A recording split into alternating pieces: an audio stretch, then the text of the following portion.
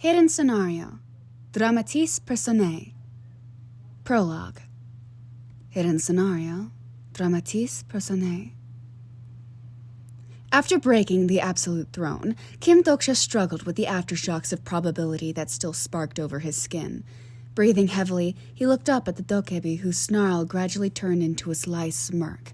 Shouts and jeers rose up from the furious crowd, annoyed that they had been denied their chance to claim the throne for themselves, but Kim Dokja didn't care. This was all in service of the story he wanted. The scenarios that have already ended can't be changed by anyone. Anything that happens to you from now on is the fault of that human, the dokebi said as he snapped his fingers with a cold expression on his face. A kingless world? Great. Let's try it once. I'll see how many of you manage to survive. Kim Dokja's grin slipped from his face as people in the square began vanishing one by one. Even Yu Sanga, Jung Hee-won, and Lee Gil-young disappeared. Fewer and fewer people remained in the square until Kim Dokja was the only one left. The dokebi turned to him and grinned. Please keep in mind, if this world is destroyed, it's all because of you. As he opened his mouth to speak, maybe even yell, a light surrounded Kim Dokja, and he too disappeared from the square. His head throbbed, his stomach roiled, and he wanted nothing more than to throw up as he was thrown through space and time until he couldn't handle it anymore and lost consciousness. Error. Corrupted data. Transfer. Updated. Hidden Scenario. Dramatis Personae. Discover the of this world. Category: Hidden. Difficulty: D. Time limit. Reward: 5,000 coins. A revelation of the penalty for failure: death. Kim Dokja woke up in a weirdly blurry room that he couldn't recognize, only to see a strange system window floating in front of his eyes. It wasn't a scenario he recalled from TWSA, and the weird glitchiness of the text felt beyond off-putting. Something was definitely wrong, but it didn't look like he had a choice in accepting this hidden scenario. He sighed and glanced around, noticing that after the scenario window disappeared, his surroundings were gradually becoming more visible. Around him, several Korean incarnations were groaning and holding their heads, glancing around anxiously.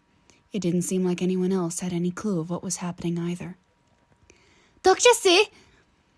Kim Dokja's head snapped over to where Yusanga's voice came from, and he saw her waving at him from the corner of the room. Even as she still seemed somewhat nauseous, he hurried over to her and noticed that Jung Hee-won was nearby, slowly getting up with a groan. Lee Gil-young's head was on Yusanga's lap, and she gently ran her fingers through the young boy's hair as he scrunched his eyes shut tightly and moaned in pain from the headache. Kim Dokja allowed a smile to cross his lips as he felt the twinge of worry start to dissipate. You're all okay. I'm glad. Does anyone know where Hyun-sung-si is? Yusanga glanced around quickly before shaking her head. He might not have woken up yet. Anxious murmuring filled the air as more incarnations woke up, and Kim Dokja looked over them with character profile activated as much as possible. Some were incarnations he recognized, and others were a surprise. On the other side of the room, a woman with long white hair was doing what she could to ease the pain of a few groaning incarnations, and Kim Dokja's eyes widened when he realized that she was Lee Seol-hwa. He hadn't expected to see her yet, but at the very least she seemed to still be on the track to become the immortal doctor so far in this round. That was good. Lee Ji-hye and Lee Hyun-sung shakily got to their feet on the other side of the room, and Kim Dokja swore he saw sparkles coming from Hyun-sung the moment the two of them noticed Sanga waving at them. Dokja-si, you're okay! Lee Hyun-sung cried, rushing over to them in a way that shouldn't have been possible with the amount of nausea and head pain everyone was experiencing. Lee Ji-hye waved excitedly even as her skin still seemed a tinge green. Have you seen Master anywhere? Ah, right. Kim Dokja shivered, not really wanting to see if Yoo Jun-hyuk was awake and aware or not. After that punch, well, Kim Dokja just hoped that he would make it out of this scenario alive. There was no way the Supreme King wouldn't pay him back for it tenfold. He laughed awkwardly in response. I haven't found him yet, but he's probably here somewhere. Suddenly, a series of pings distracted them. The constellation demon-like Judge of Fire is confused by the new hidden scenario. The constellation Nail-Eating Rat is looking appraisingly at the many nails in the room. The constellation Prisoner of the Golden Headband sticks his finger in his ear. The constellation Abyssal Black-Framed Dragon is wondering why there's no bloodshed. Kim Doksha frowned. From Uriel's indirect message, it seemed that the constellations weren't even sure what was going on. Something was definitely off with this scenario. The hidden scenario, Dramatis Personae, will begin in 5 minutes. A sudden paralyzing aura washed over the room, and Kim Doksha felt his stomach flip as soon as he recognized it. Yoo Jin-hyuk was somewhere here. He was awake, and he was pissed. Maybe he should start writing his will. He shuddered as the ominous presence got closer and closer, and he glanced up with a shaky smile to see the protagonist glaring down at him. Master! Li Ji-hye cheered, successfully drawing his attention for a moment. Thank goodness for Ji-hye. The moment didn't last. Yoo Jin-hyuk's attention snapped back to Kim Doksha. What is this? What do you mean? Why do you think I would know? Yoo Jin-hyuk's frown deepened in a way that really shouldn't have been attractive, but somehow just worked with his handsome features. The world really was unfair. You're a prophet, and everything going wrong has something to do with you. Hey now, Kim Doksha said defensively, holding his hands up in front of him. That doesn't mean I know everything, you know? I'm just as confused as you are. The glitching in the scenario window is kind of freaking me out. The protagonist was silent for a moment, then narrowed his eyes. If you are lying to me, then I will kill you, Kim Doksha. Yeah, that was basically what Kim Doksha had expected. With the exception that he was surprised Yoo Jin-hyuk hadn't stabbed him first and asked questions later.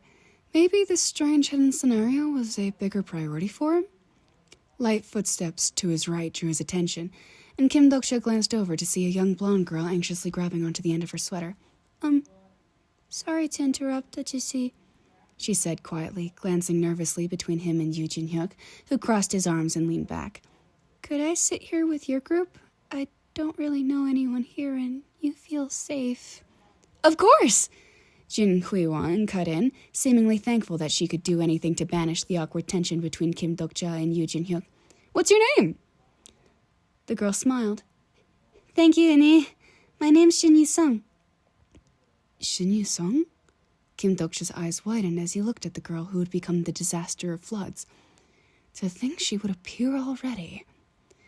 Yoo Jin-hyuk looked apprehensive, but turned his attention back to Kim Doksha. Stay here. With that, he turned and strode off without another word. Kim Doksha just furrowed his eyebrows in confusion. Of course he would stay here? Where else was he going to go? A few moments later, Yoo Jin-hyuk returned with Yumiya trailing behind him. She recognized him immediately and frowned. Oh, it's the ugly Ajusi. Hey now, that wasn't nice. Li Ji-hye, immediately trying to conceal her laugh as a cough, also wasn't so great. But Kim Doksha sighed. They were just kids. Ignore it. At the very least, now that Mia was here, Kim Doksha felt reassured that the risk of stabbing had been reduced significantly. Yoo Jin-hyuk might be brutal, but he wouldn't just stab a man out of nowhere in front of his beloved sister. The hidden scenario, Dramatis Personae, will now begin. In what Kim Doksha presumed was the front of the room, a large system window opened up, instantly drawing everyone's attention. Written upon it were a few all-too-familiar words that made his heart stop. There are 3 ways to survive the apocalypse. Everything is fading and unclear now, but one thing is certain. If you're reading this, you will survive. The end. What? Kim Doksha felt sweat gather in his palms as he stared at the screen. Why was TWSA's epilogue displayed on the screen for all to see? Something was wrong. Very wrong. What kind of bullshit is this? A woman yelled from the other end of the room. barely managing to draw his attention away from the words. Kim Dokcha realized that the woman who had yelled was the fake king, Han Soo-young. Many constellations are curious about the words on the screen. She stood up, pointing at the screen with fury in her eyes. Why is everyone getting to see this? A cracking noise cut through the room in response as probability sparked at the appearance of a new system message. But it was strange. Because is stupid. Kim Dokcha's eyes narrowed. There weren't any records of any beings in TWSA who could message directly like that, and the probability sparks that happened as a result were not a good sign. Whatever was going on, he had the eerie feeling that they were playing with something far beyond the scope of regular constellations or dokebi. Many constellations are alarmed. The constellation's secretive plotter is frowning at the message. The constellation Abyssal Black Flame Dragon is baring his teeth at the message. By those messages, Kim Dokcha could at least be half sure that the constellations couldn't identify the sender either. It would be best to tread with caution. Han Soo-young, on the other hand, just yelled again. So what? What does that have to do with me and everyone else here? Stupid. You ask it for is. Han Soo-young thought, if only we could have known everything then, maybe things would have gone differently. Han Soo-young was speechless, her accusatory pointer finger slowly lowering. But I never... What? I don't understand. Han Soo-young thought, maybe they can use this information to make sure our psh is different, to get to the epilogue we want to see. For a moment, there was silence. Several constellations are alarmed by the mention of psh. So, Kim Dokcha said, cutting into the tense atmosphere and drawing attention to himself for the first time. What are we supposed to do here? Look through a new perspective and find the psh of this world. The probability sparks died out, and Kim Dokcha watched apprehensively as the words on the screen were replaced. Whatever that being had meant, this definitely couldn't be anything good. Prologue. 3 ways to survive the apocalypse.